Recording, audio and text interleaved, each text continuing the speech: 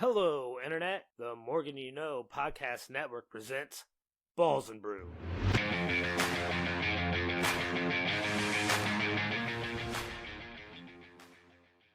Hello, ladies and gentlemen. Welcome to another live broadcast from the Morgan You Know Podcasting Network. I will serve as your host. My name is Rod Morgan. We have a big show for you tonight. What we do best, we are going to do a little bit of it all tonight, and helping me do just that, helping me stream this live, helping me upload this to whatever preferred podcast platform you may be listening to this on, helping us get this on YouTube, where you may be watching this later. Make sure you like, subscribe, and comment on whatever format you are watching us, and we appreciate you taking your time. That man is Jimmy Jamreska. Jimmy, hello. Big show tonight. Are you excited? This is one of the top shows of the year for me. I get to really show everyone my knowledge of the NFL, my prediction making, and also just, picking the teams that are definitely going to win. Yes, that is true. Jimmy is at his best when he is talking music and predicting NFL teams. We say it all the time. Our man that can talk about the cotton gin, he can talk about the automobile, he can talk about the refrigerator, he can talk about most any invention that we have seen make things great for modern man, including this here internet, and now he does a podcast on it. He's our old man. He's Chris King. Chris, hello. What is up, fellas? I need some redemption this year. I have put in the work. I expect you guys to be warned. I am coming for everyone's throats. Look out. We love to see it. Competition is abound this evening. You heard him give you great NFL division previews, but you heard him be vague for numerous reasons, and that reason was a fantasy draft amongst his buddies and this very show tonight, because our football handicapper Josh Williams won the Wins League draft last year. He's desperate to win the Wins League draft again this year. Didn't want to give anything away to his fellow co-hosts here. Josh, hello. Are you excited? I feel like I gave everything to you guys. I'm telling you, I have so many teams jam-packed in the middle that I feel less confident about this year. And I feel like I gave out a ton of fantasy stuff this year. So let's go. I'm ready for it. Let's go. All right. In lieu of a cold open question this week, because we have many things to get to, including a premium live event, the last one ever on Peacock, happened over the weekend. We're going to talk about that in the second half of this show. But I am going to go to Jimmy for a little wrap-up of what we did last year. James, what do you have for us?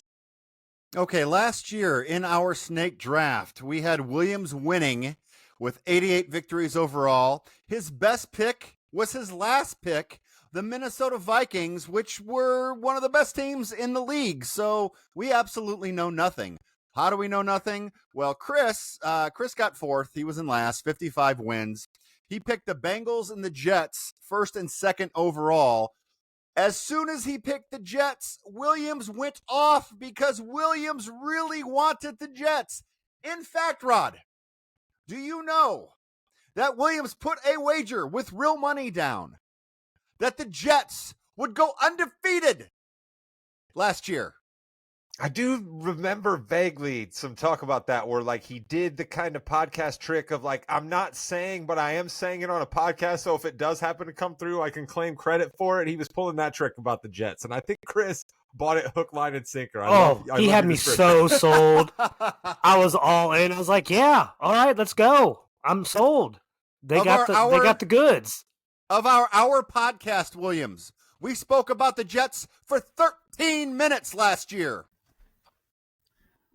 One of the worst calls ever by me. Man, yes. I've got nothing else to say. Exactly. You shouldn't. Rod with 69 wins. Two huge picks for you. Seahawks and the Bucks.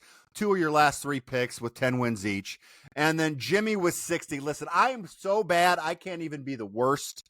I picked the Cleveland Browns #1. And for our segment later, remember who I picked for my MVP last year. So listen to Jimmy when it comes to this. You know, I got too cute last year with my Falcons pick. I was leaning heavy onto ease of schedule. And so you know what I did there, Jim? I still tried to improve. As you said, I was second last year, but I'm coming for Williams. So I just threw schedule out. I don't even care. I didn't even look at the schedule about these teams. I just said, who is good? who do I think is not good that I will not draft, and then who is right there in the middle. And Williams, you may be onto something with a whole lot of teams right there in the middle. So Hey, Rod. Go ahead, Jimmy. No, you spoke so much about this water park trip that the Falcons like. That's right. I don't understand. Kirk Cousins was apparently a great quarterback. You were so excited about those Falcons, and they just didn't do very well. Listen, I talk about nostalgia on this podcast in a lot of different ways. I make you guys talk about it with me in a lot of different ways. And clearly, I was just desperate to be at a water park at the time that we recorded this podcast. I just wanted to go down a slide. I wanted to hit a lazy river. I wanted a lemon freeze, a slushy, something. Clearly, I was all about water parks, and I saw the smile that the water park brought to Kirk Cousins' face, and somehow I thought that some man that was that happy would then play a good quarterback, and that clearly has nothing to do with how good you are at quarterback, Chris, because if I'm not mistaken, Kirk Cousins didn't finish the year as the Falcons quarterback, did he? Yeah, no, and I think it was also the fact that you had just had some fun times at a water park that summer, and you were just missing that. That's probably it. You don't know the reasons for my takes, but I usually will give you a reason. That's half the fun for listening to this podcast. Jimmy, we are going to get to the Wins League draft. You have determined the draft order. Let the people know how we will be drafting. All right, William, since he won last year, is going to go first. Rod chose to go second. I chose to go fourth because I get the turn, and then Chris is going to go third as well. So it's going to go Williams, Rod, Chris, me, Chris, Rod, Williams, and so on and so forth until each of us have 8 teams. Also, at some point in the draft, I will say timeout because we are going to pick for other players like we've done in the past. That means, let's say in round 4, I say timeout. I am actually going to pick Williams. Rod can pick Chris, or however we go about that. I've got it written down. Don't worry. We'll get to it. Nice. I love that. That's one of the great twists we have. Bill Simmons listeners know that his fantasy league with Cousin Sal, whoever wins gets to kick somebody out of the league next year. That's one of their little wrinkles. Our wrinkle is you pick one of the worst teams for your opponents trying to even the score. So, all right, Williams, let's go, my friend. You get to start us off. This is going to be the team that you think is probably going to get the most wins. That's kind of the way this deal works. You now get to put them on your team. By the way, I want to say I correctly predicted the finishing order from last year. I had me first, Rod second, Jimmy third, Chris fourth. And before Chris thinks that I'm throwing him under the bus, I actually had 7 more wins for Chris than what he actually had. Rod, I almost pegged you perfectly. I had you for 68 wins. You had 69. So I do not think I'm going to go on a limb. I'm not going to win by 19 wins this year. So it's going to be much more competitive. All that being said, I think Jimmy was correct. I think I have to go Lamar and the Baltimore Ravens here. Baltimore Ravens. Off That was the number 1 on board. my board. Number 1 on my board. Yeah, I like them. They certainly were one of the teams I would have picked. I think there's about 3 or 4 that, you could argue being the first pick here. So I will go ahead and keep us moving along and take another pick that would probably be an easy first pick. Give me the Buffalo Bills as my first pick in the Wins League. All right, so we have Williams taking the Ravens, Rod taking the Bills, Chris King, Jets, Jets. No, Rod took who I really wanted to take. Bills were my number 1 overall. I think they're going to have the highest win total. I think, knowing my history, sometimes I do things a little bit too quick and I'm ahead of the curve sometimes. Okay. I think I'm going to take what was my second pick last year and make them my first pick this year. Give me the Bengals. Wow. Bengals. Wow. Bengals are a little further down my list. Okay. All right. Wow. Chris cannot listen. Chris loves Joey B, loves Jamar Chase, loves that defense. So I think that is a very interesting pick there. Jim, I got to be honest with you. The Bengals were on my do not draft list. I am excited that they just got taken right here in the first round. Williams, what are you thinking? Yeah, it's interesting, man. I think Chris is banking on Al Golden turning around that defense, the Irish defensive coordinator. But look, they have a ton of talent on offense, and we'll see. we'll see. I do not trust Zach Taylor is the only reason why I would not take the Bengals third, but maybe Chris is onto something here. Zach Okay, Taylor's so always taking shots from Williams. I'm going to go with the Eagles, Jimmy, good call. and I'm going to go with the Denver Broncos. Yeah, Broncos. Jimmy. Oh, no, Williams. Williams, if you or I are on the same page, it's not good. Broncos. Don't you think everybody's a little too high on the Broncos sauce, right? Like, don't you think everybody's just a little too, like, Sean Payton's just a little too happy to tell everybody they're going to be good. We're all just a little too much like, Bo Nix is awesome. Like, don't you just feel like we could be for a mile-high disaster? Oh, thank you very much. Defense is probably going to be top tier, though, and that makes them dangerous, I think. I don't know if I had them this high. Corey Nance, this is a premium live event. You're darn right it is. Well, see, I've got the Broncos winning around 12 games, so I think that'll be okay. I'm not saying they're not a bad team, Jim. I just wonder if we're, I'm just trying to offer the other case for, for our viewer, Corey Nance, giving him a good show here. Yes, and all of our shorts viewers, we got to go with that as well. We love Chris them. King, you've got the Bengals number 1. Who's your number 2 pick? Wait a minute, Jimmy, did you draft 2 teams? Yeah, I draft the Eagles and the Broncos. Eagles and Broncos. That's right. My bad. Sorry. Thank you. So I'm sticking to my fandom here. I am going with a team that has won double-digit games and surpassed their projected win total each of the last 2 years. I'm going to take the Lions. Oh, the Lions. I thought he was about to take the Cowboys. My God. I almost had a heart attack. All right, wow, the Lions. Chris, don't scare me like that. All right. The Lions. All right. The Lions. Wow, Chris. Okay, Rod, you've got the Bills. You must be very excited right now, Rod. Your teams are pretty much pretty still up there, aren't they? Listen, I got to be honest with you, Jimmy. I had 8 teams that I considered tops, right? That I would have loved to have gotten 2 in my first 2 pick. And as I sit here right now, I've got 5 of those teams left on my board. So you're going to get 2 of them. No, I don't have the turn here. But yeah, I should get 2 of them by the time Williams goes. Yeah, hopefully, right? Because Williams is going to hurt me bad here, Jimmy. So that's basically what I'm worrying about at this point, right? Like I've really got to take one team because he's then going to take 2, and then it's going to come back to me. So I'm trying to decide which is the team that I can take and not have it come. Ooh, Rod's going to be happy.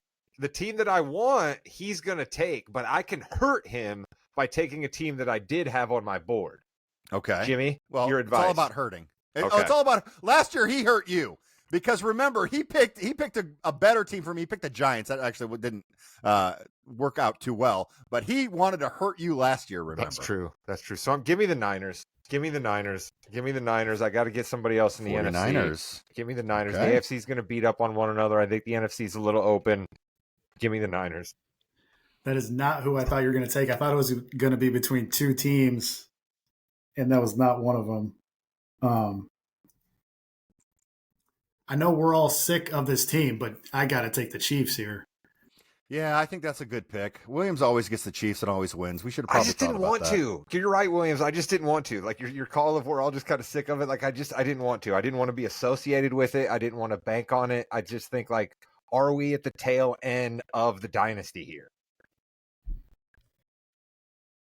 And if you guys thought Chris had the first shocker of the draft, here comes the biggest shocker yet. Because I know all 3 of you guys are not as high on this team as I am, but I don't think I can let them fall to 16. I'm already pissed that Jimmy took my Broncos at 5.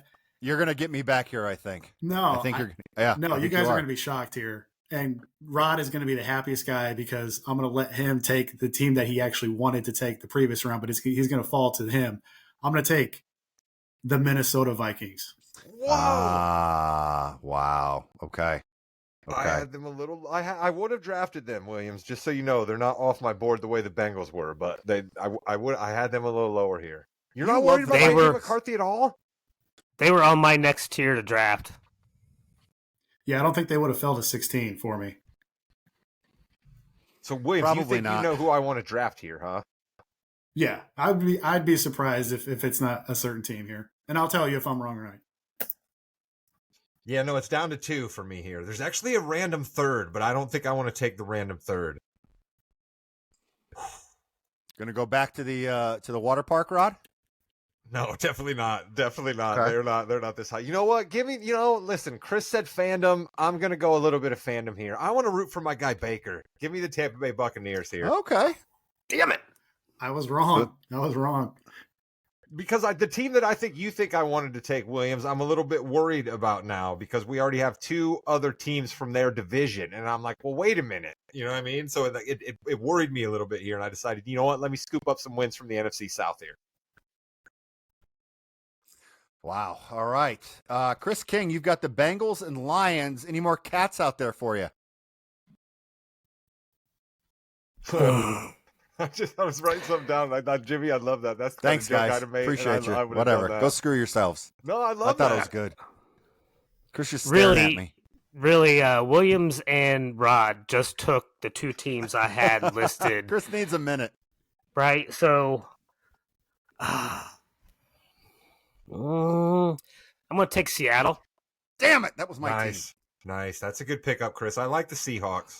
As worried as I was about McCarthy and a few other guys, like I believe in McDonald's defense. The same way that you were saying you think Denver's defense gives them a floor, I think Seattle's defense gives them a floor. Right. Especially with that home field advantage they have up there and that defense. Like, yeah, it's going to be tough to win up there. So that's 9 wins. I think you're right there, Chris. That's a nice pickup. See, Chris and I can be nice to one another, Jim. We don't always have to be at each other's throats. Yeah, but it's at my expense, and I didn't like that. I almost took Seattle with my second pick. Jimmy, that would have been crazy. I'd have been at your throat if you'd have taken the Seahawks with the second pick. Well, all right. I'm going to go.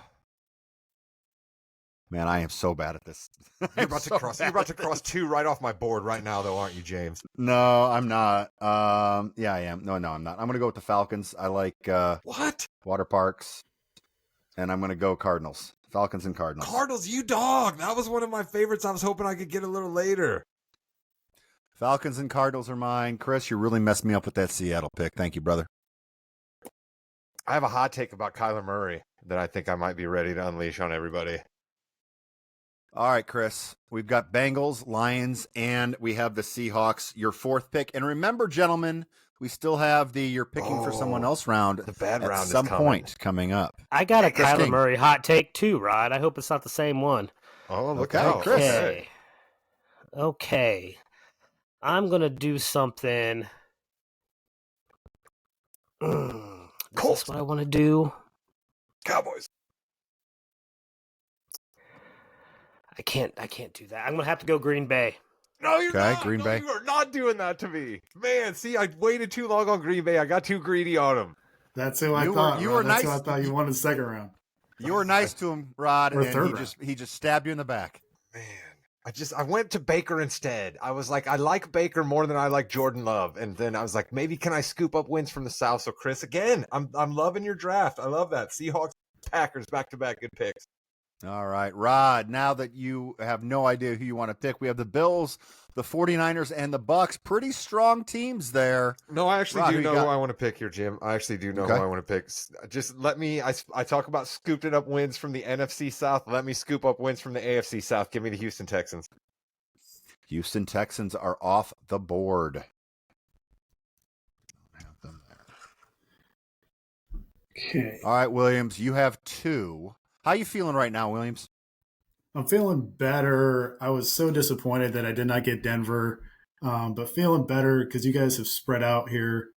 You need kind of a red team here if you want to go with your every other. No, Red and purple. I'm going to have faith in some doctors here. Give me the Rams and Matt Stafford. Okay. That could be the pick of the draft. It really could be. It also could be very bad. I'm frightened. They frighten me. I had them at my, like, if I have to draft them, I will board. Mm-hmm. But that's just me. Williams is the football handicapper, folks. Don't listen to me.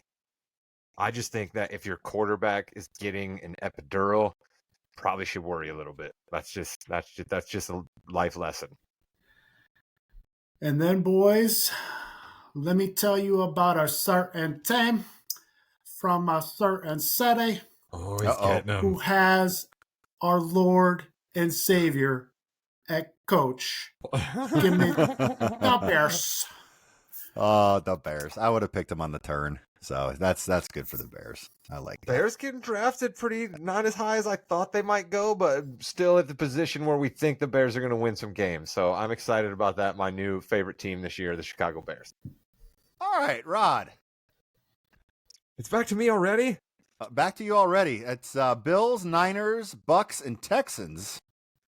All right, you know what I'm going to do here? I am going to I pick the Texans, which as a former Colts fan should disgust me, and I'm going to do something else that as a former Colts fan. When I say former Colts fan, I mean former number 1 Colts fan. Now the Colts are number 2. I knew you would end I'm up going to with go them. ahead and take the New England Patriots right here. Yeah. Ugh, that's gross. Chris, how dare he? He's not a true fan. Well, no question. You don't see any NFC East teams or anything Hey, Chris, like that I don't on see my the squad. Colts or the Cowboys on your squad yet. Just for the record, Mister, Thank you, I'm a Jimmy. true fan. Thank you. They were Probably next see on a my couple list, of Rod. Super Bowl predictions of mine. Let me have the Chargers. The Chargers. Of course, you love the Chargers. You just can't get enough of the Lightning Bolt, Chris. The Chargers are going to charger, which means they're not going to succeed at anything they try to do, but they're still going to somehow win 10, 11 games for whatever reason. They were close. I went Pats instead of them, Chris. So that's not a bad call.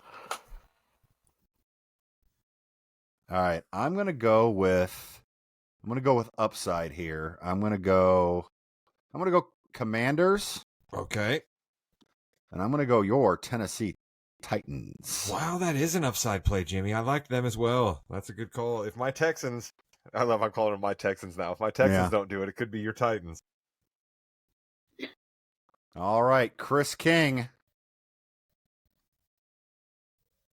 Who you got?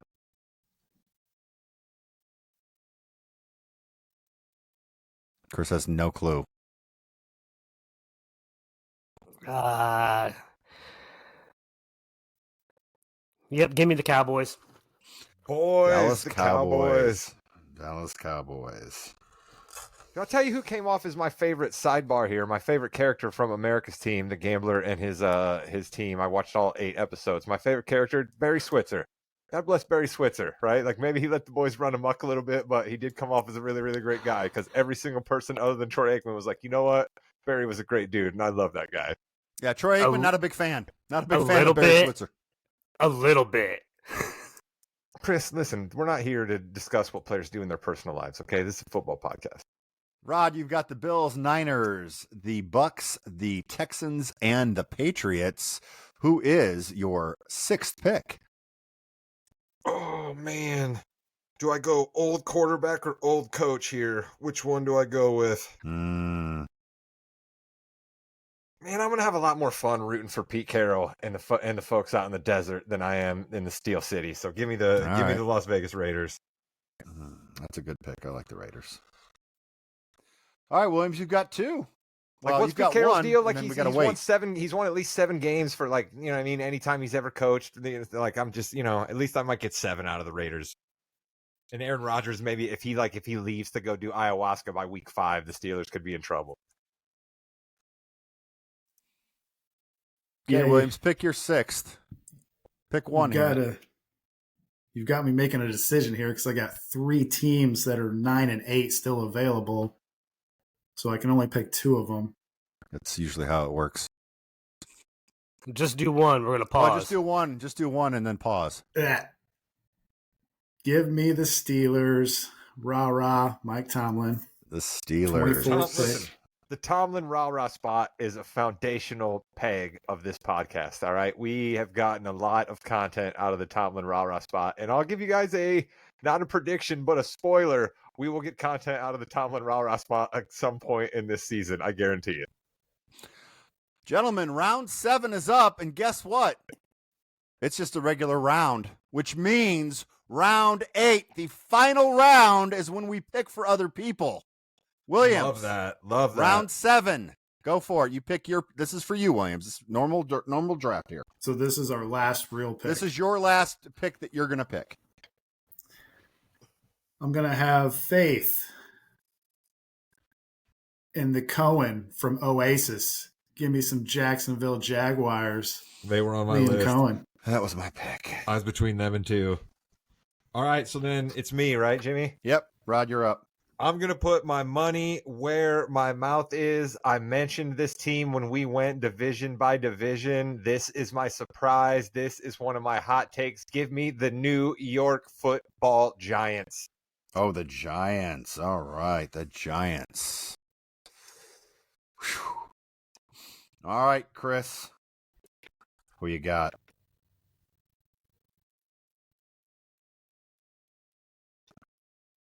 Give me the Colts. Go Colts, go. All right. So my last pick, and then I pick for someone else that you don't know yet. I am going to go with the New York Football Jets. I'm going to go with the Jets. Justin Fields, it's my boy. Let's That is go. your boy, Jimmy. That is your guy. I'm Let's excited go. for you that you got Fields at the end of the draft. All right, are we ready? In round 8, Jimmy is up, but Jimmy is actually picking for Chris King. Chris King, congratulations. You have the New Orleans Saints. Chris King, you are up next. You are picking for Mr. Williams. Give me the Carolina Panthers for Mr. Williams. Yes. Ooh, I think he's okay with that. I think he's okay with that. Damn it, Chris. You just won the draft. They could easily have 6 wins. You just won the draft for Williams. I mean, do you? No, they don't have six. There's a clear team you could have chosen right there. There's a clear team you could have chosen. That's not who I think. I think they're going to have more wins than Carolina. You think the Browns are going to have more wins than the Panthers? Wait till Hey, you hear Rob. my hot takes. Hey, Rod, guess what? You get to pick for me. Jimmy, you get the Browns. Yes. First to last. Let's go, Browns. Yeah, you picked and, them first last year, and you get them I last this did. year, Jimmy. That's fabulous. and Williams, you give Rod the Dolphins. I will take So them. there you have it. gladly. Folks, we Williams have and I Williams. did the best. Well, listen, hands down, Williams and I did the best in the teams that get passed out to people. Dolphin and Panthers. Come on, Williams. We couldn't have done any better than those two between us two, could we? Dude, I am way higher on Carolina than you guys are. You guys are talking about 6 wins. Oh my god. Yeah. Yeah. I'm trying to Bryce get Young listen, Kool-Aid. Jimmy. That's how much Williams no sells me. I literally was trying to like be his cheerleader and his Yes. supporter and his tag team partner right there. He doesn't And care. he still digs me on the little drive He was reading his notes. He was Go. reading his notes, Rod. Come on. All right, so we have, to recap for those listening, we have Williams picking the Ravens. Oh, actually, Williams, go over your team. Yeah, I got the Ravens, the Chiefs. I'll take some Lamar and some Mahomes. I got the Vikings, maybe the best play caller, one of the best play callers in the NFL, Kevin O'Connell. Got the Rams, another best play caller in the league, McVay. Give me the Bears, another one of the best play callers, Ben Johnson. Give me the Steelers, Tomlin. Give me the Jags, another up and coming play caller, Liam Cohen. And then give me the Panthers, Bryce Young, with the 32nd pick. I'll take it. Rod, who you got? I have Josh Allen, Brock Purdy, Baker Mayfield, C.J. Stroud, Geno Smith, Drake May, Jameis Winston, and Tua Tagovailoa. Jameis Winston. You picked Jameis Winston out of all their quarterbacks. You know I love me some Jameis. You do. Chris King, who you got? Joey Burr and Houday. The Detroit Lions. I'm coining this phrase now. This is going to be a recurring theme, but I think this team will win the most this year. It's Seattle, the Leatherhead Seahawks. All right, this is a mean win it in the trenches team. Green Bay, the Chargers, my Dallas Cowboys, my Indianapolis Colts, and then somehow I have the Saints, which for some reason I think Derek Carr is still going to come back and quarterback for them at least once this year. Okay. That's a hot take. That is a definite hot take. Save that, Chris. I continue being me in these drafts by taking the Eagles, the Broncos, the Falcons, the Cardinals, the Commanders, Titans, Jets, and Browns. Notably, I am sorry to all their fan bases. Jimmy Jam, you have the Saquon Barkley effect, right? If we just look up, right, you have the Saquon Barkley effect that could tank the Eagles, right? You have the Broncos. Yep. The hype is a little too much, right? You're a year too early on the Falcons, right? You know, but hey, or it might work out. right? Kyle Pitts might actually finally be a fantasy asset. It might work out for you. It could work out. Sure. All right. Speaking of down on paper, you got our wins league teams there. We have another little thing we're going to do at the end this year that's going to come up at the end of the podcast. That'll be something we keep track of. But speaking of keeping track of, we got to get down on paper our actual predictions, division winners, wild card, Super Bowl. Let's breeze through this, and then we'll drop some hot takes on the way out, okay? I have winning the NFC East, Philadelphia Eagles, winning the NFC North, Green Bay Packers, NFC South champs, Tampa Bay Buccaneers, NFC West, your San Francisco 49ers, and my 3 wild cards from the NFC are Seattle Seahawks, Chicago Bears, and again, Jimmy, I said I'm putting my money where my mouth is. I have the Giants in the playoffs. All right, I have in the East the Eagles, the North the Packers, the South the Falcons, the West the Seahawks, and then my wild card teams are the Cardinals, the Bucks, and the Commanders. Chris King. All right, so I have the Lions, the Washington Commandos, Tampa Bay Bucks, and the Seattle Seahawks. My wild cards are the Eagles, Vikings, Cowboys, because I'm a homer. Well, no question. Williams. All right, in the East, I have Philly. In the West, I have San Fran. In the South, I have Carolina. Look out. I We like gave it. him Look at gave you. him a supposed Just gave it division to him. winner. Gave it to him. He's so no sold that during the NFC South conversation. I don't know who to pick in this division. I just know the Saints suck, but I don't know who's better. We all know who Williams goes out for, himself only. That's true. That's a toss-up. That's a long shot. In the North, I have the Vikings. The 3 wildcard teams, I'll take Green Bay. I'm also kind of in with what Chris is selling with Seattle. I'll take Seattle.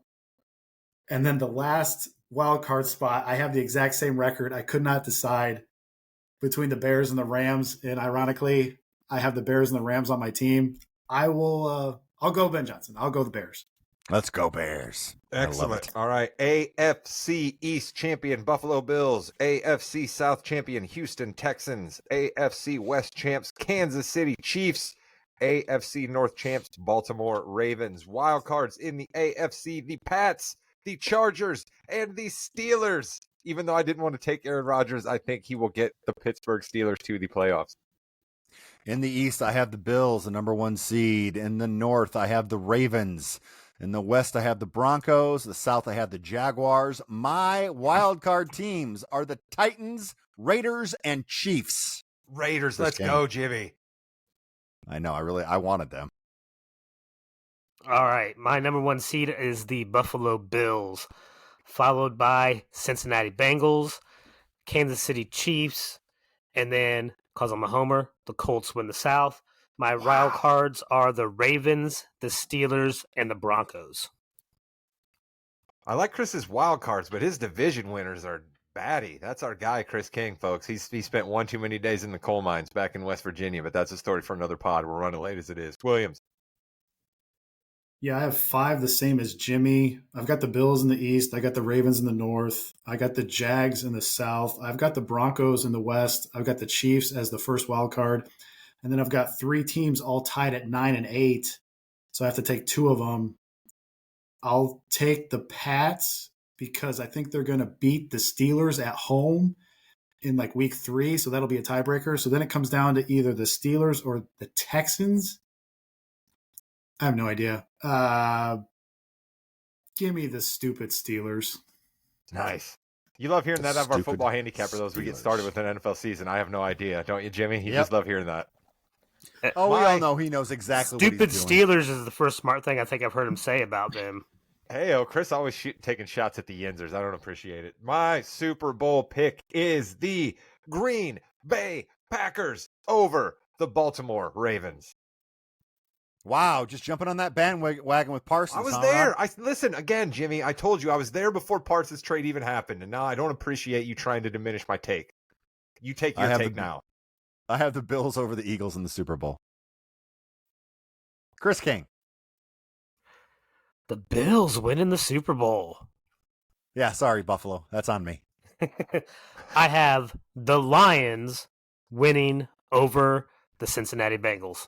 Wow, Chris is all in on the Bengals. Who day? You better be coming to give Chris a pat on the back. He's like, remember that year, Jimmy, that I made the joke about being up front, shoveling the coal, and driving the train? Chris is making his application to be that in Cincinnati this year. See, 2 of my bold calls are here, so we're going to skip over bold calls. No, we still have What? you can make We your bold calls now as your Super listen. Bowl pick, and then we'll go into them. Super Bowl pick, and then we're going to go into our hot takes. They're not going to be bold though. All right. I'm going Vikings versus Broncos in the Super Bowl. Wow. Okay. Well, that takes me back to the 70s Wait, right there. Who do you have winning? I don't know. It's literally the show we're doing.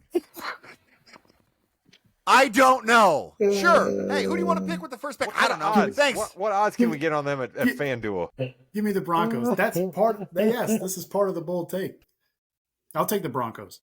All right. All right. Okay, fine. Let's move on to some hot takes. Let's give Williams a second to cool down there. Yeah, I'll talk here a little bit, Rod. So we had some hot takes last year that we need to review real quick. We're gonna go to Rod first. Okay. We're gonna go to Rod first because he was close on a couple, and that's the best I can say for any of us. Rod said that Mike Zimmer would be the interim coach by the end of the year because the Cowboys will fire Mike McCarthy. So not too off on the firing. You talked about the Falcons in their water park again. Yeah, I did. You talked about the Steelers only having 5 or 6 wins and getting a better QB. Did they, though?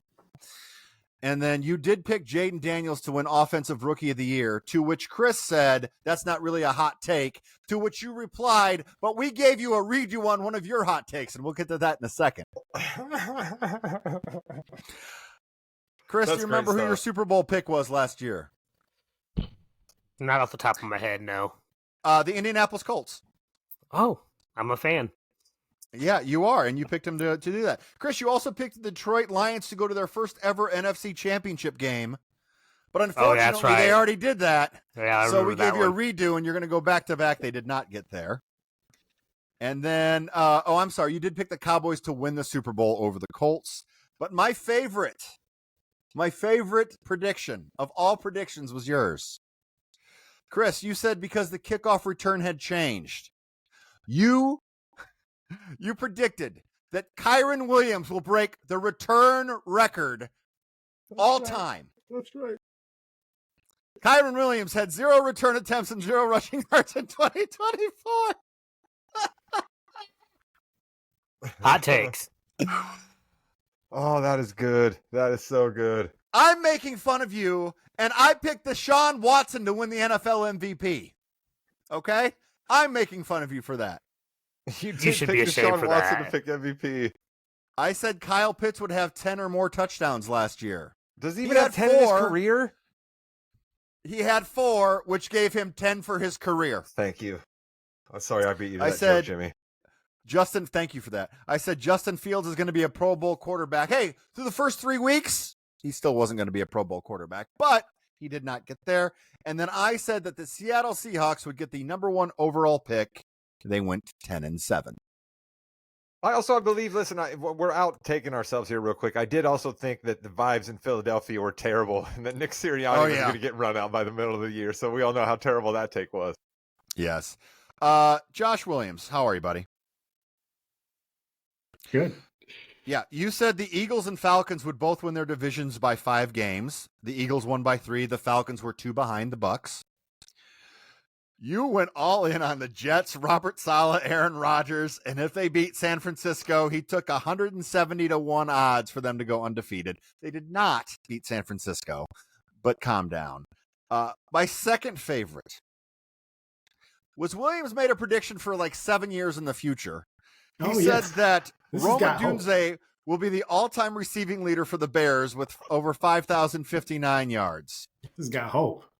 He also said neither the Bills or Cowboys would make the playoffs. Cowboys, did they make the playoffs last year? They did not. It was 1 for 2. Did the Bills? They did. So those were our hot takes from last year. As you can see, we are good at this. Jimmy, I got a scorcher. I got a scorcher here. Do you mind if I lead off? Hey, go right ahead, sir. The Super Bowl halftime show will feature a veritable slop of new country artists. In a halftime show more appealing to white people than laying the ball up on a fast break, the NFL will unleash a cavalcade of Luke Combs, Jason Aldean, Morgan Wallen, Jelly Roll. Having this reverberate just miles from the historic home of San Francisco, the ghost of former Grateful Dead frontman Jerry Garcia will jolt from the streets of Haight-Ashbury and stir up a thunderstorm so vicious it grounds flights into the next morning. How about that for a take, Jimmy? That was very, very specific. I appreciate that. And sounds like it might happen. Okay. Super Bowl halftime takes. That's what I'm bringing to you here on the Morgan podcast. Williams has all the numbers and the picks. I'm bringing Super Bowl halftime takes.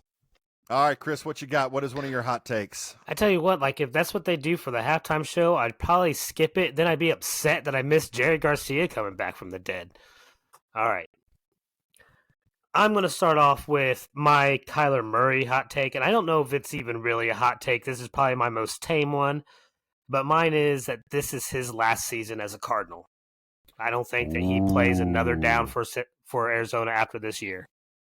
Yeah, it's like I'm not sure they're going to be a bad team, Chris, but I'm with you on that because his dead cap money like just completely knocks in half, and I think they just say to themselves, you know what, we're just going to kind of get out while we can with this young team that's on the rise because they got a lot of talent elsewhere, but I'm not sure he's the guy that puts them over the top. So, Chris, we are agreeing with one another way too much on the show. They're going to be coming out with Call of Duty every year now, and it's always coming out in November, and every year his second half stats drop, and so this is one of your best takes ever. This is one of your best takes ever. I have the Seattle Seahawks and Sam Darnold, who everyone just threw away, will be the number 1 seed in the NFC. Wow. Wow, that's spicy. Going from the number 1 pick last year to the number 1 seed this year. Jimmy knows the Seahawks very well. That's like California Reaper style. Shout out to my guy Chio Capadia there. All right, Williams, give us one that actually might happen. Yeah, I'll start off with probably my most tame, bold call, and it's even less tame after the Micah Parsons trade, but I have the Cowboys as the second worst team in the NFC.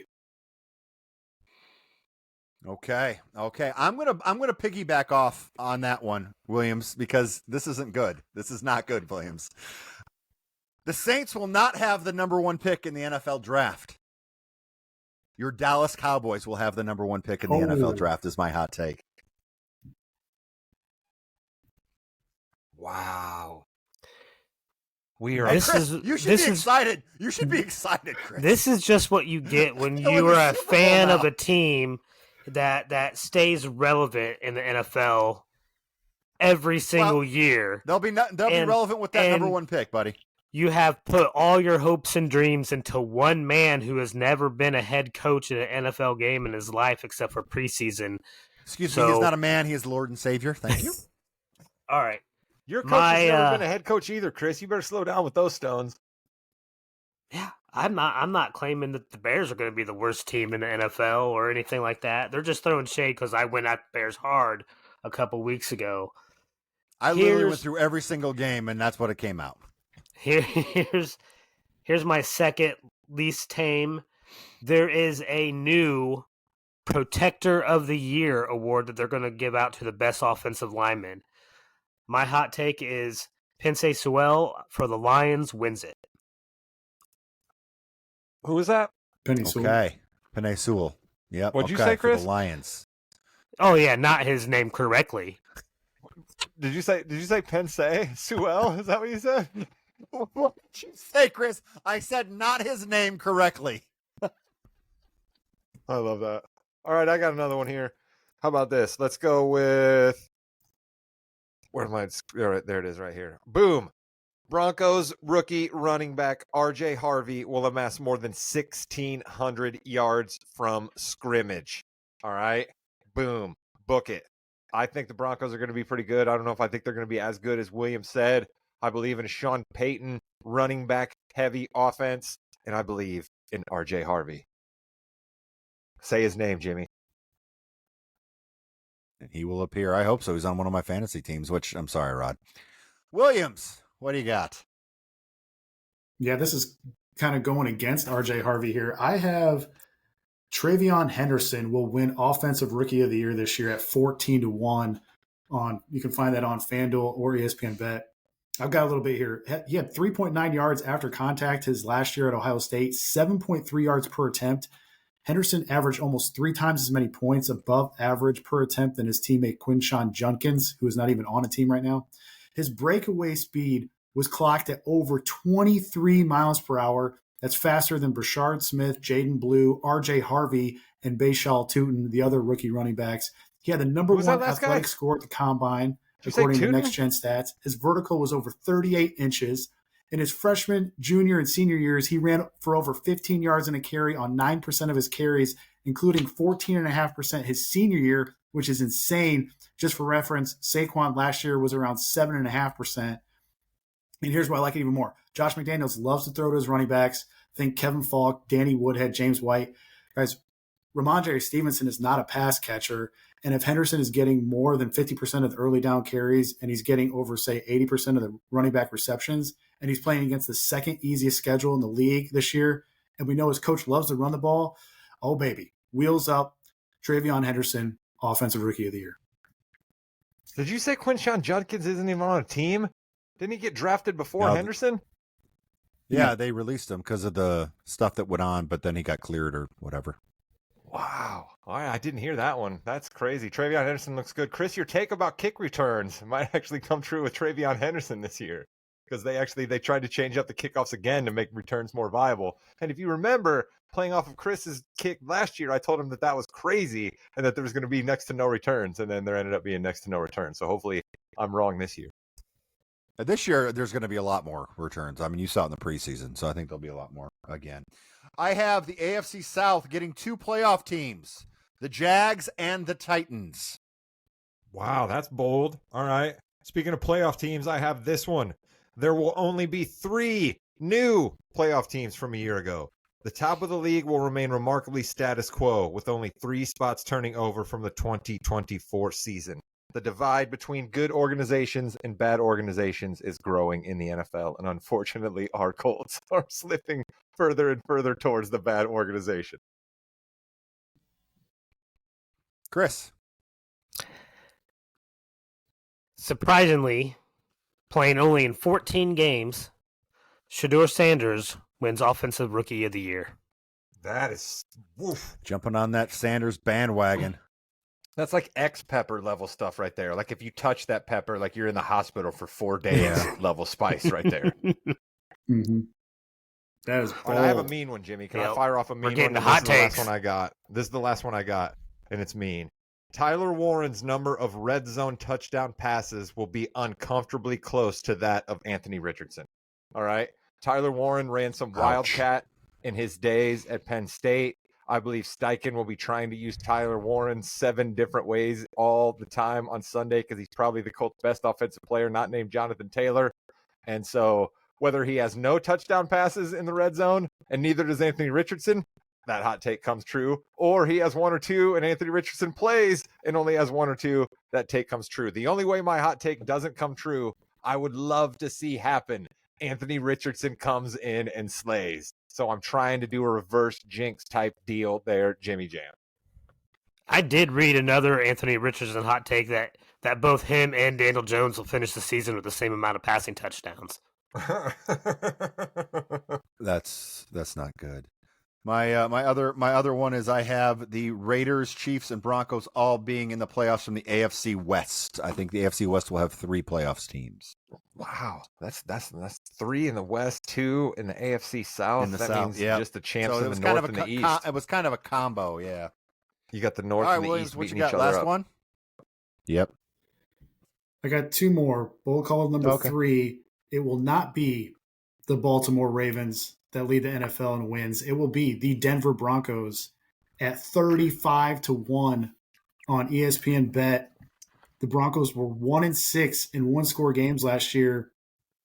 If you switch all the 1-score outcomes, the Broncos would have went 15-2 last season. In 7 of the 10 Broncos wins, they won those games by at least 14 points, most in the league. And that production was with a rookie quarterback facing the 4th toughest schedule of opposing defenses.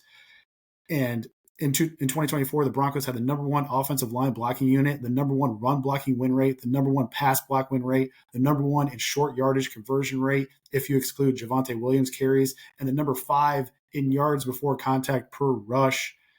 I think this team has everything. Sean Payton said he's only coached 6 teams that he thought could win the Super Bowl. This is one of those teams. They get to play in one of the best home field advantages all year. They had 6 net rest disadvantage games last year. That gets cut in half this year. They get 1 less road game. They get the Jets in London. I think everything is pointing up towards the Broncos. They have a nasty, nasty defense and all kinds of weapons for Bo Nix. And I think the Broncos are going to have the best record in the National Football League this year.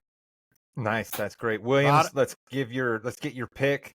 Let's get your pick for this week, and then we're going to dive into something else that we're going to do and keep track of this season. And then, so Williams, your second pick will be related to the thing that we are going to do and keep track of here. So go ahead, Williams. What do you got? Most weeks you're going to give people 2 picks, and then our third new feature. But this week we only got 1. So, hey, we gave you a bunch of fantasy stuff, so deal with it. Yeah. This team tortured me all of last year, but I am picking against them again. I don't care. I've not learned my lesson. Give me the New York Football Giants plus 6.5 on ESPN Bet, minus 120 at Washington. Washington's one of the oldest teams in the league. They had the most ridiculous 4th down conversion rate last season in the history of the NFL. They were the hunter. Now they're the hunted this year. The Giants, on the other hand, have all kinds of good vibes going. They scored over 30 points in all their preseason games. I know preseason usually doesn't mean too much, but when I do think it means something is when a historically bad offensive team over the last handful of years kind of puts it together, so to speak, in the preseason. Look, they have a great play caller in Dayball. They have a fantastic freak of an athlete at wide receiver with Neighbors. They drafted the battering ram of a running back from Zona State and Cam Scadaboo, who everyone seems to love already. And here's the biggest handicap, in my opinion. Washington struggled versus tough front 4 pass rushers last year. They lost to Tampa. They lost to Baltimore. They lost to Pittsburgh. They lost to Micah Parsons and the Cowboys. And they lost 2 out of the 3 to the dominant Philly front 4. What is the Giants' biggest strength? Their front 4. The reports coming out of training camp are that Abdul Carter is absolutely wrecking havoc. And add him to Dexter Lawrence in the middle and Brian Burns on the other side, and you've got a scary pass rush. The Giants were inside 6 points in both games versus the Commanders last year. And hey, another reason to be down on the WFTs this year is they're pricing the common man out of the 16-ounce common beer. Over $16 for a 16-ounce beer. That is despicable and shameful. I know Chris agrees with me on this as a Cowboys fan, especially considering that right across the town in Baltimore, they have the cheapest beer out of any stadium at under $7 a beer. Like, seriously, WFTs, I'm asking WTFs. What? Tariffs. All right, and then Williams's final pick will be for you folks out there playing in a survivor pool. So we are going to do a survivor pool ourselves. At the end of every podcast, we will all pick a team. We'll see who can survive in the year the longest. It'll be a fun, little easy thing to keep track of, and yet another thing that brings about competition amongst the boys and isn't competition amongst us great, because that's when we yell at each other. So, Williams, what do you got?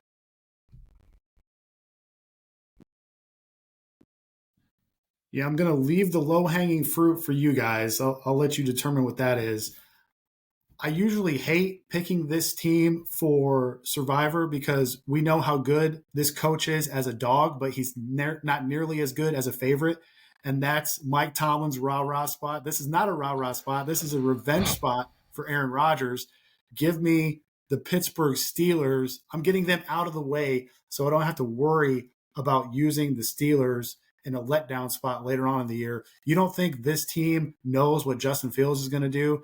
And don't forget, Aaron Rodgers was not pleased with how Aaron Glenn, the coach of the Jets now, handled the exit interview. And so I think they got a little bit more motivation. Will it be pretty? It will not be pretty. Will you be regretting this pick late in the third quarter? Probably. But the Steelers always find a way to win these ugly games. Give me the Steelers as a survivor pick. I'm going to save some of the better teams for later on in the year. I'll let you guys maybe take the low-hanging fruit here.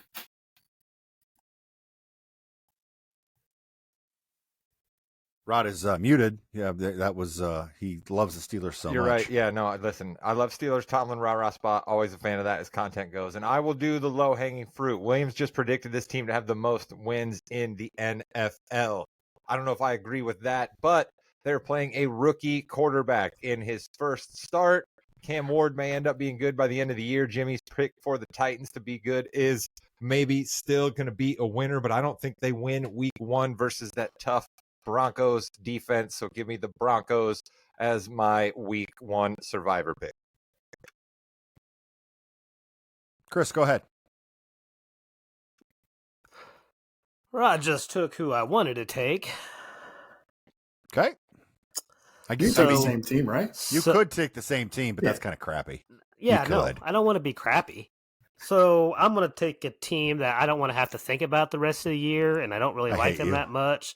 So go ahead and just give me the Patriots over the Raiders because I don't believe in the Raiders. And this is in New England, so that's a West Coast, well, semi-West Coast. Heading to the East Coast. New England's tough at home. Give me the Pats. Of course, Chris does West Coast to East Coast time zone banter. Yep. I'm going to go Cardinals over the Saints. I think that's going to be a pick that will lose. Williams, tell me about this. No, I was so close to going Browns over Bengals because I thought if there was ever going to be a time where I could get away with the Browns victory, it might be week 1 before Flacco has any wear and tear on him whatsoever.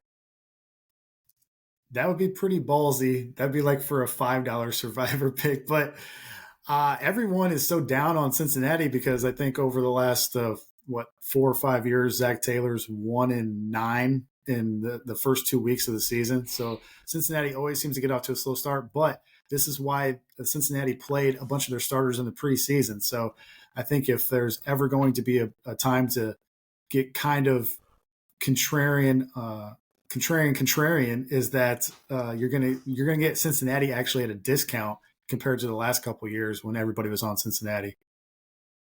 Well, there you have it, folks. The wins draft is in the books. Our predictions are on paper. Survivor picks for week 1 are made. Williams, our football handicapper, has made his pick. I have a sneaky feeling some of those things may be broken out as shorts. We do appreciate all of our shorts viewers out there, but once again, I implore you, make sure you at least bump over to the YouTube channel. Whatever you listen to on your podcast channel, give us a like, give us some stars, give us a comment. We would greatly appreciate that if you're enjoying our reels, which we enjoy you enjoying. And thank you so much for listening. And Chris, I believe the last word goes to you, Mr. Williams. We'll talk to you next week. Like, comment, and subscribe. Goodbye, Internet.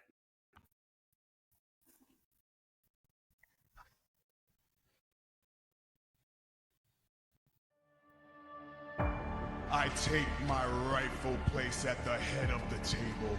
Believe that.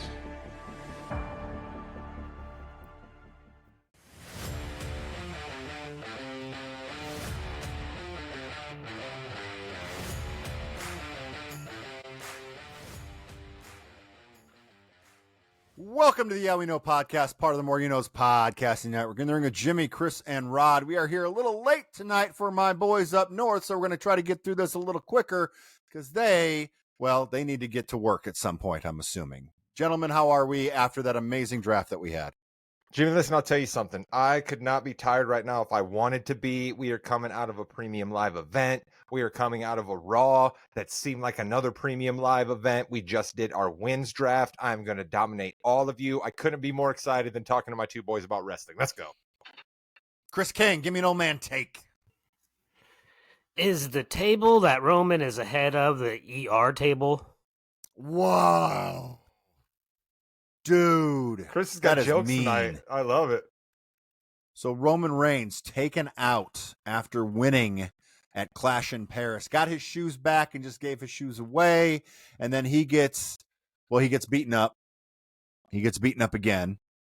He got beat up again. Then Jey Uso got beat up. And then he got beat up again.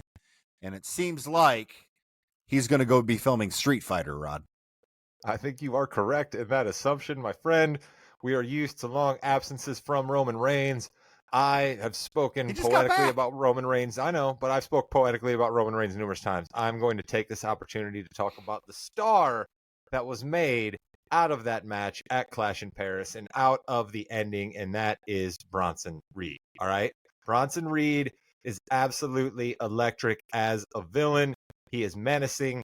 He is powerful. He is gaining more and more confidence and charisma when he does the mic work that he does. He seems like he matters in these matches now. He doesn't seem like he's just a throw in and like, why is Bronson Reed hanging around? The storylines make sense. He makes sense. Jimmy, we raised Bronson Reed's level, and you and I talk about this so much. That's a lot of what needs to go on in this business. We did, and you basically went word for word of what happened, and I think that was a good call on your part, where Reed needed to win, but we could also see where Roman won and then Reed destroyed him afterwards. So that's the next step, Chris. It looks like Roman's out, and Reed is just a badass. Right? I mean, really, this whole faction they're all badasses, let's be honest, right? Because Breaker's no slouch. We know about the Visionary. Rod tells us every week. So, like, this is the type of stuff that's going to keep me invested. Now, what I hope for long term is not a 3-year reign of some 1,300 days or whatever that Roman had. I don't want to see that again necessarily, but I like this faction. Another part to this faction we have to talk about too in the main event, where CM Punk again had the title stripped away from him by Seth Rollins and Becky Lynch, who out of nowhere gave a low blow to CM Punk as he was about to put Rollins asleep again. Rollins gets the win. Becky is in the vision, and there's some stuff that's going to be happening here. Chris, what are your thoughts on this? I mean, you're going to be hard-pressed to convince me that he would have put Rollins to sleep with that next one, even if he was able to get it off. Okay, he would have. That's why she came in and stopped it, though. Oh, I know, but still, I don't care. As long as Phil doesn't have the belt, I'm a happy man. Rod, you are the number one CM Punk fan on this podcast. That's saying a lot. What do you think? Where do you think that? Let me phrase it this way. How did you like the interaction between Becky and CM Punk at the premium live event and then on Raw? I liked Becky coming in. I liked her in the mask and the black hoodie, right? The standard somebody that you don't know who it is interrupting a match, although it was kind of obvious once we cut and saw how small the person was compared to the big guy. CM Punk, right? So we were kind of like, is that El Grande Americano or is that Becky Lynch? Probably makes more sense that it's Becky Lynch. So we figured that out there. I'm excited to have Becky Lynch in. You know, we've had many a promo cut back and forth where, oh, you're wearing your wife's wardrobe, or, you know, who's the man of the house? Like, we've had many of those promos cut back and forth to Seth Rollins, so why not just put them together in the ring, right? We see on Instagram all the time, look at the great pictures of Seth and Becky and Rue, you know what I mean? So why not let Mr. and Mrs. Lopez do their things together? I just recently learned that, Jimmy, that Colby Lopez was Seth Rollins' real name. I had absolutely zero idea that was his real name. I kind of thought maybe his real name was Seth Rollins, but nope. Apparently his name is Colby Lopez. Exactly. Tyler Black also is a name he used to use, I believe, as well. So but I didn't like the interaction on Raw, Jimmy. I didn't answer your question. I'm sorry. So I did. I liked it a lot. I know, and you can tell me why, but I'm going to tell you why I didn't like it. Okay. Okay. So what are we doing here? What are we doing here, Jim? Honestly, bringing in AJ Lee, Rod. Fine, but we're doing that by having a segment where Becky Lynch is hitting somebody whose end is trying to get her to hit. No, we don't. We're not doing that. We're not doing a segment where Becky Lynch is going to get hit by somebody. We're not doing a segment where Becky Lynch is just slapping CM Punk. Like, it was uncomfortable. There was no part of it that I enjoyed. It wasn't a wrestling promo to me. It almost didn't even come off as personal as I think they wanted it to. It just seemed weird. I didn't like it. So it was because it was personal because he hates their family, she hates them. She knew he wasn't going to do anything because he's a good guy down, he's a good guy, right? CM Punk knows he's not going to do anything either because he's not going to hit her. We have to have a reason why CM Punk needs to go get somebody. And that somebody is going to be AJ Lee, who is going to make a comeback and be a tag team partner with him in a mixed tag match at Indianapolis at WrestlePalooza. WrestlePalooza is going to be a 5-hour show, just so you know. And it's going to be one of the biggest premium live events that we've seen in a long, long time. That is why they need to bring it in. It needs to be personal. They need to hate each other. When that Light It Up hits, the place is going to go nuts. Well, listen, who's AJ Lee? She's One Seth, second, Chris. She's CM Punk's wife, and she used to wrestle in the WWE.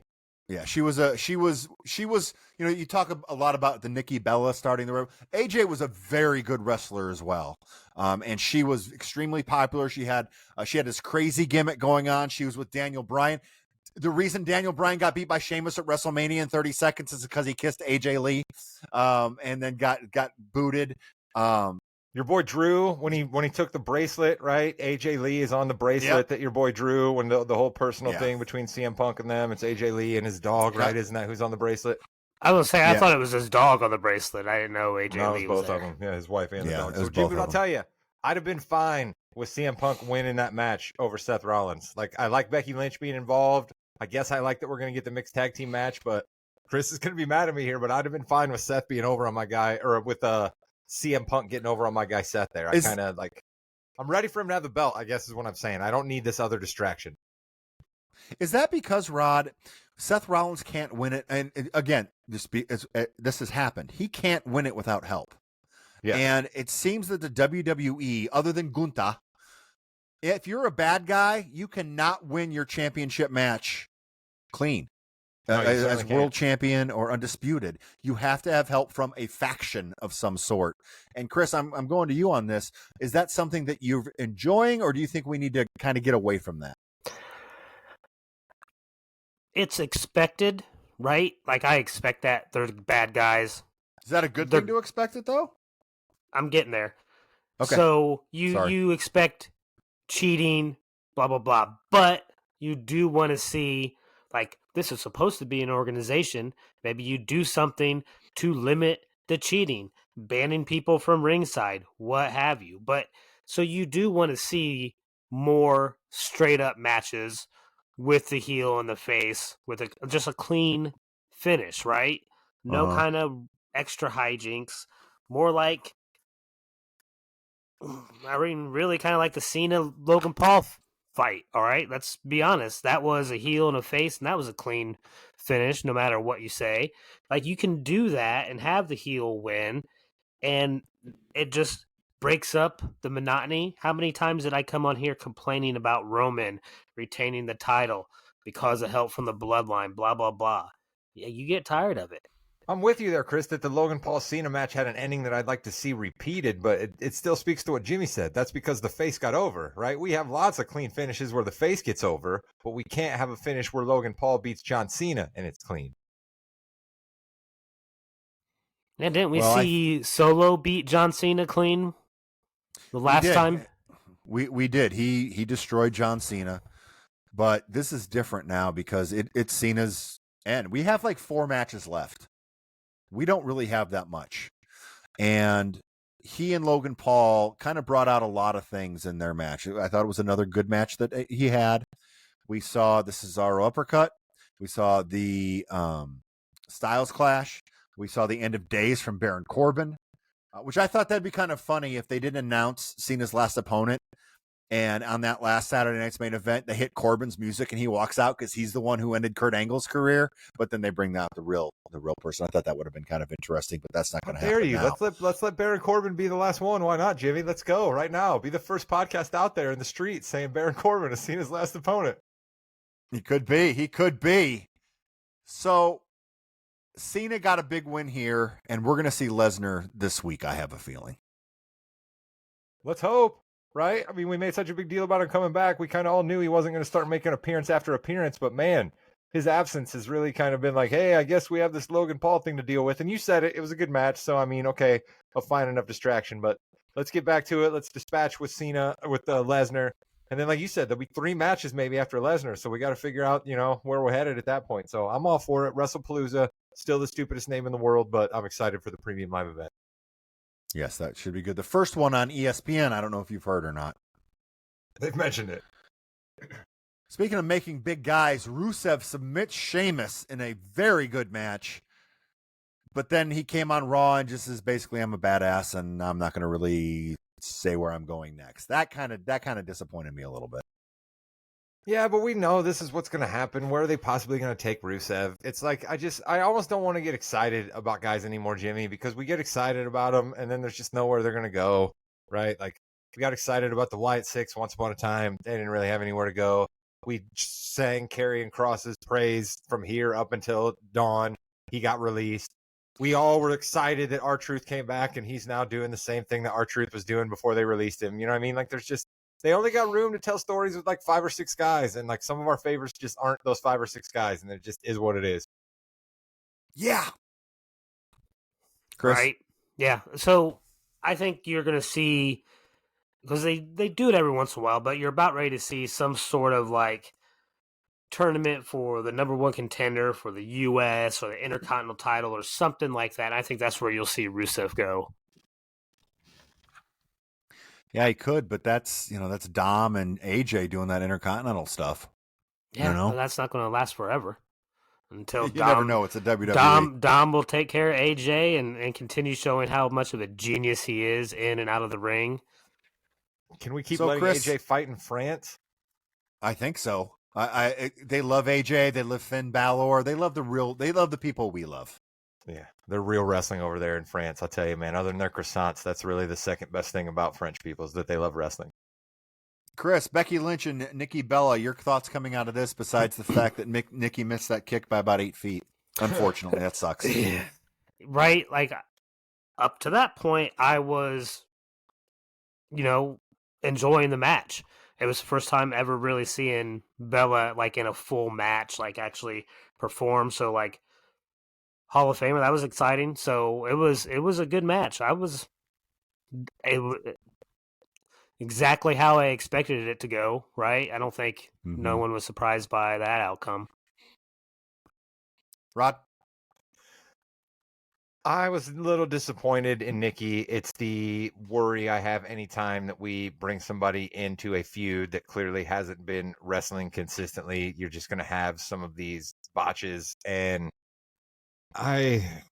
to speak to your finishing conversation, Jimmy, I don't know how much I love Becky Lynch is now the queen of roll-ups. I don't necessarily know that I love that. She's the queen of roll-ups, but now we're supposed to take her as like a badass member of the Vision. Like, those things don't seem to jive with There's an epidemic of that in the WWE, if you ask me. There's been too many roll-ups. They go through their cycles. Sometimes it'll be a lot of moves on the apron, on the outside of the apron, on the corner there. Sometimes it'll be a lot of run-ins. It just kind of depends what they want. And unfortunately, right now, it's the roll-ups. I think Becky needed to do what she did at the end of the Premium Live event and on Raw because that just kind of fell flat, unfortunately.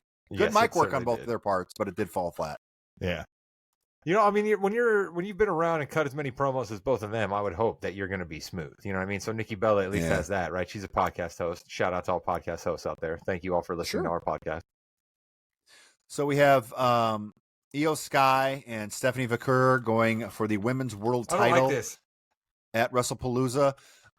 It's weird that it took so long to get to that point. Now, they did talk about some of the loose ends they had, but why not just have 2 matches next week on Raw, and then the winners of those matches go on to WrestlePalooza? Why not just do that? Listen, Chris, because you don't want to beat Rhea Ripley because she'd have to be in there. You're probably right, but that's still, again, we got to stop worrying about we can't beat people because it really paints us into a corner far too often. You can. Yeah, you can. Well, I'm stealing Chris's thunder here, so I guess I should probably just turn it over to him. Chris, I mean, this is just screaming for your tournament talk that you like to bring to us every now and again.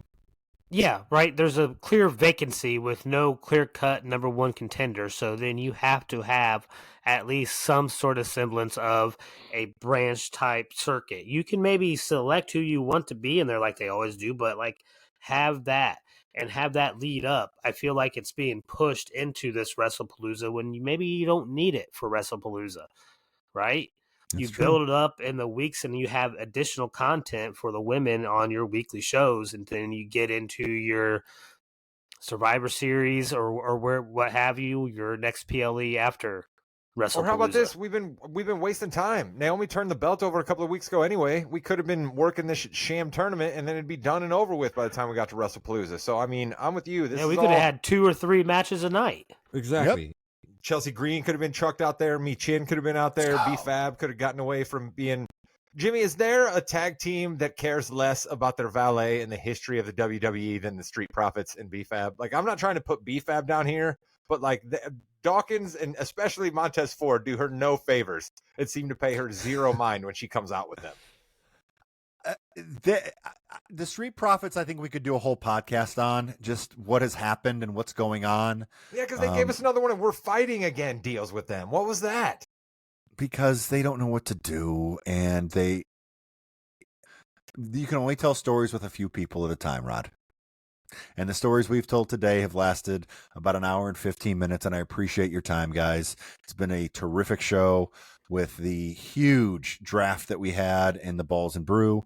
We were able to recap Clash in Paris. This time next week, we'll have a little bit more time to talk about going up to WrestlePalooza. We'll talk about our Week 1, what has happened, how bad I'm doing already. It's going to be a great season in the NFL and a great road to the Survivor Series and WrestlePalooza. And don't think we're getting out of this podcast without saying congratulations to our guy, Sami Zayn, new United States champion. Let's go, Sami Uso. Ordered a Sami Uso hoodie off of WWE.com in celebration of our guy, who then went on to Oasis and went viral. Go, Sami. And with that, you've been listening to the Yeah We Know podcast, part of the Morgan You Knows podcasting network. You're in the ring with Jimmy, Chris, and Rod. Like, comment, subscribe. Goodbye, Net. Yeah. Guys, Sami Zayn, it happened on Friday. I'm sorry. It's my fault. I watched it. It was great. My bad. I got it in there for us, Sammy Sam. We still get our cards, Jimmy. We're still in the club. How dare I? Stupid Jimmy.